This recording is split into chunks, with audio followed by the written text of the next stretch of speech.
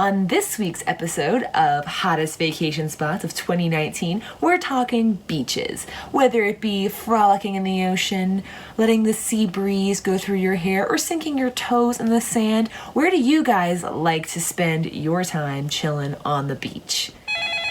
Looks like we've got our first caller, Anakin Skywalker from Tatooine. You're on the line, Anakin. What is your favorite beach? I don't like sand. It's coarse Oh. rough and irritating, and it gets everywhere. Maybe you should avoid the beach then. It sounds like the beach isn't for You're you. asking me to be rational. That is something I know I cannot do. Okay, well, what about any other vacation spots? Do you like camping, maybe hunting a little Killed them all. They're dead. Every single one of them. Okay, that's all the time we have today, folks. Stay tuned next week for the best metropolitan cities of the galaxy. And Anakin, I sincerely hope that you get the help that you need.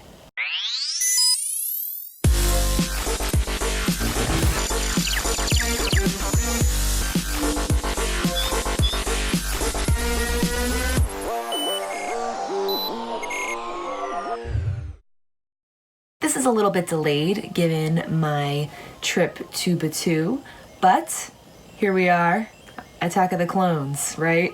Now, I know, this last movie, Phantom Menace, it's gonna be tough to beat with its sheer brilliance and...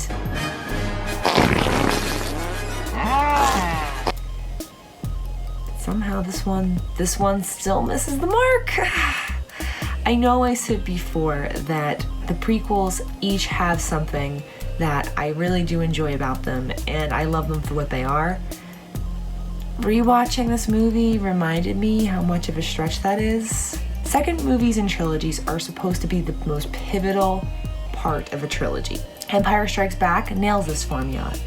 Last Jedi does it well enough, even if it is extremely polarizing.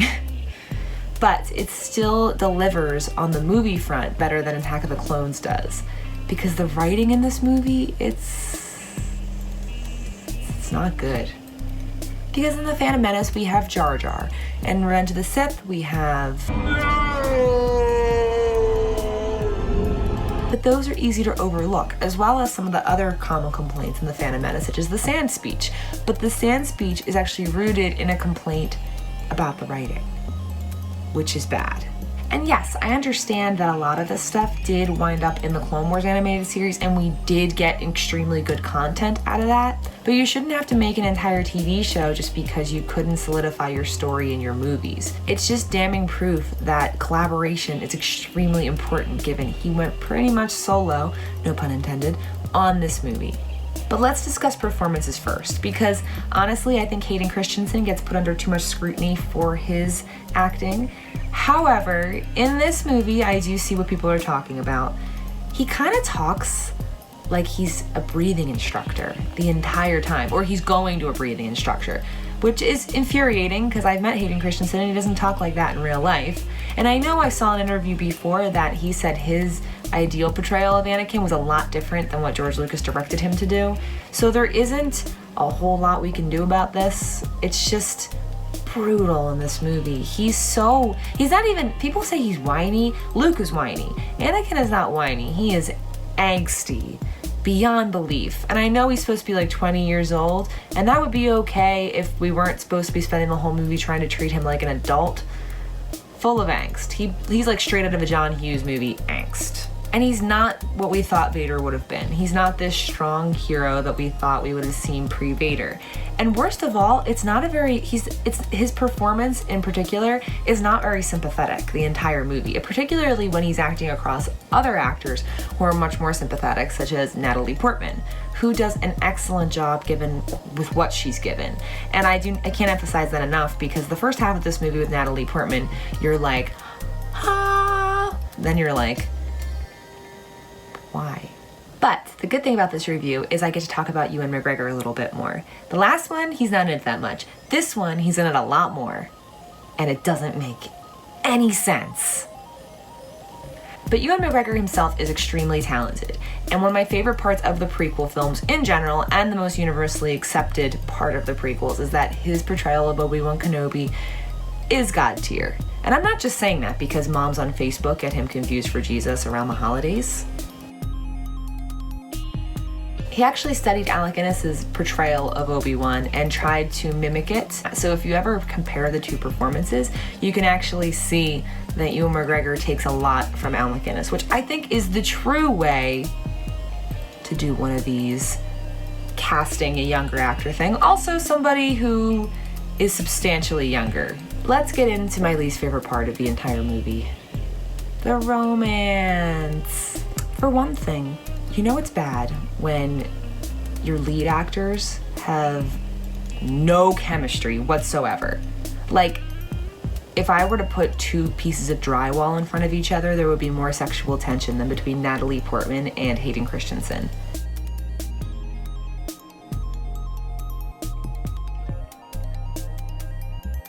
Did they even run a screen test to see if these two jived? Were the directors there?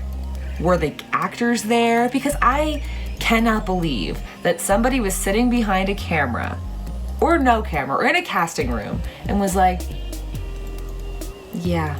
I guess one of the reasons this upsets me so much is that this romance technically starts the entire saga. I know we're midway through this trilogy, but it does.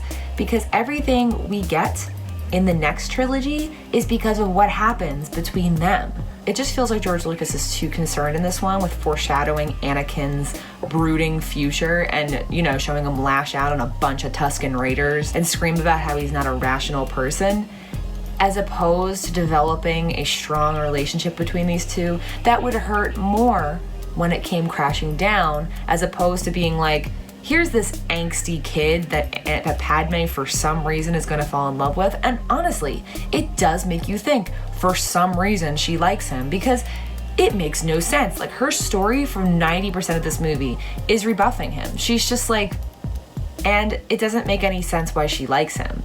And the only reason that I can think that this relationship was structured the way it was, beyond just trying to allude to the Darth Vader thing, is the fact that there was a previous romance written in the previous trilogy, and I think I see some parallels, or some forced attempted parallels. So we have the jerky hot dude who really likes the spunky politician brunette, but the spunky politician brunette doesn't want to give in to her feelings, but the jerky hot dude is like, you like me, the entire time.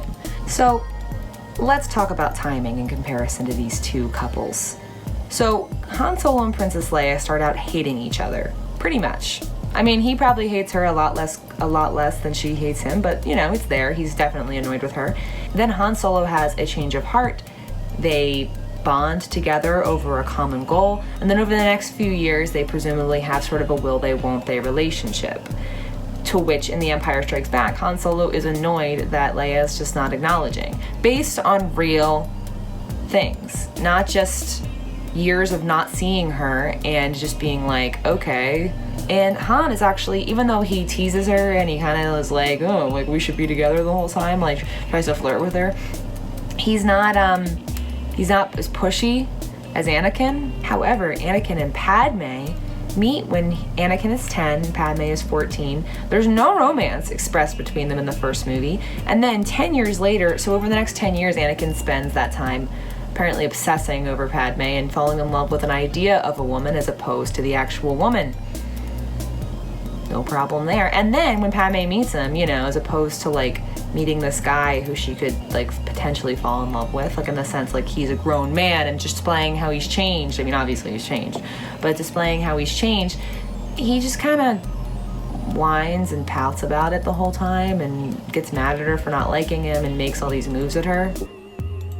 Believe me, I wish that I could just wish away my feelings, but I can't.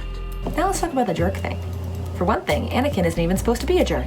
He's supposed to be a character we completely side with and like. Instead, we just pretty much have to see him this painful, obvious, on-the-nose transition period into Darth Vader. Instead of making him look a really good guy we could root for, he spends the whole time being kind of manipulative and emotionally repressed and lashing out, and like, we're supposed to be really surprised he slaughters a bunch of Tusken Raiders, And it's not surprising at all. Like, there's no build up to that. It's just kind of like, yeah, of course he did that.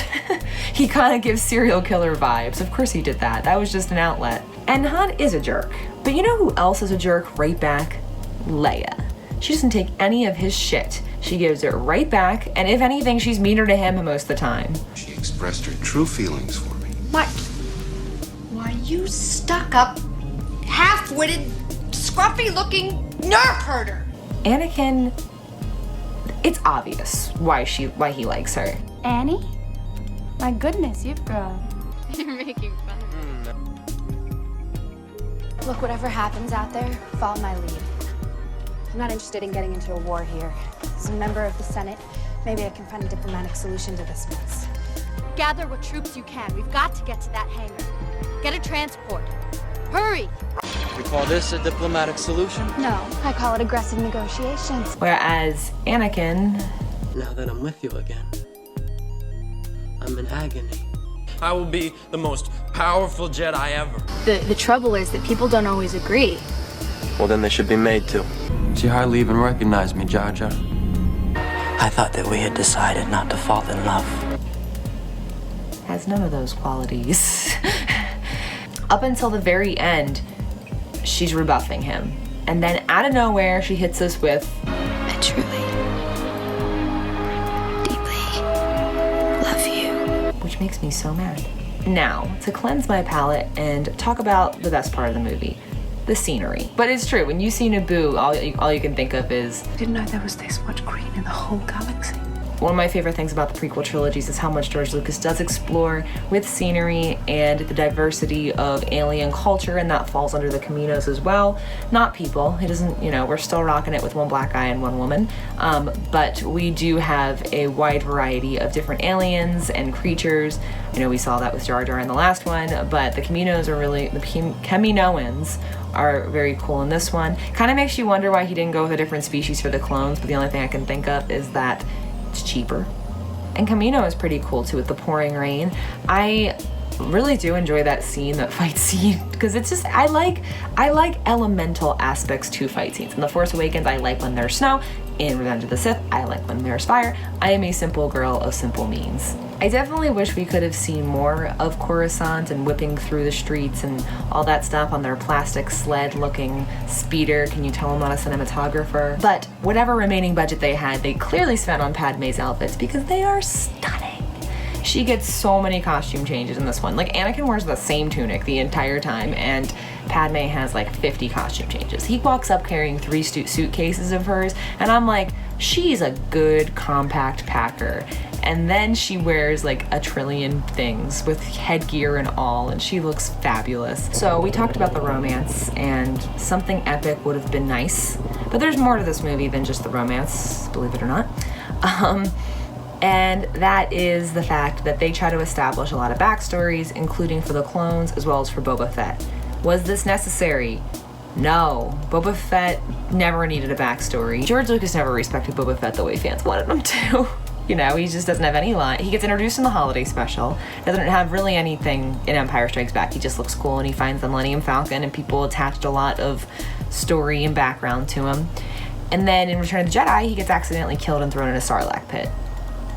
So, but then in this one, he's just a kid who stands in the background, and the most notable scene he has is when he picks up Jango's helmet and puts it to his head, and you're kind of insinuated that's what he's going to become. But the thing I don't understand is why didn't they just give him the same armor? I know Jango's is way cooler looking with the blue and the silver, but like they should just given him the same costume, because then that would have been like, oh gosh, he's becoming Boba Fett. Was it possible that they could have explored like a genuine relationship between Boba Fett and his father?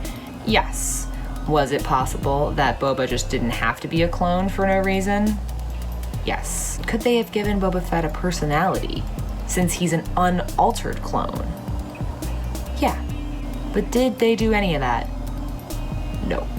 Honestly, when I first watched the movie as a kid, I thought Dooku was Sifo Dyas, like in the sense that I thought that he never existed, and they were like, oh, this Jedi named Sifo Dyas. But apparently Sifo Dyas is like a person. And speaking of Dooku, he's a former Jedi Master, and they just glaze over it. They're just like, yeah, here's this Sith we never talked about that's a former Jedi Master. What was he doing in Phantom Menace? Dooku should have been a Jedi in Phantom Menace, establish some attachment between him, turn to the dark side, then it could have been some serious foreshadowing to what Anakin does down the road. Instead, they're like, he turned to the dark side too, which takes a lot of the specialty out of what happens with Anakin, by the way. Are we supposed to care about the Jango Fett thing? Are we supposed to care about the Boba Fett thing in the making? Are we supposed to care about Anakin and his Tusken Raider problem? Are we supposed to care about Dooku? Are we supposed to care about this shroud of clones that the Jedi just sort of are like, sure, why not? We'll just take them. Like,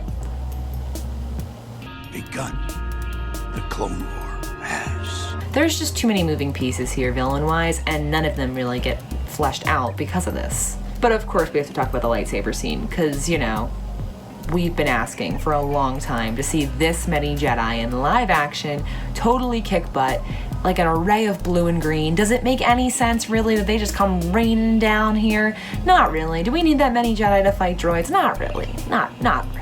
Not really at all. And those 3 beasts, like, no, not particularly. But will we take it with open arms? We'll take it to see Kit Fisto and Shakti and Master Luminara and Plo Koon fighting it up all over the place, loving it. Yoda rolls in with the backup troops. The clones are just a part of them now. It's weird, but we're accepting it, honestly. And with this movie, you just gotta, at this point, we're just taking it as we go. This is the best part. This party's over. I'm excited next week to be talking about Revenge of the Sith, because I do genuinely enjoy Revenge of the Sith. There are problems, but I enjoy it.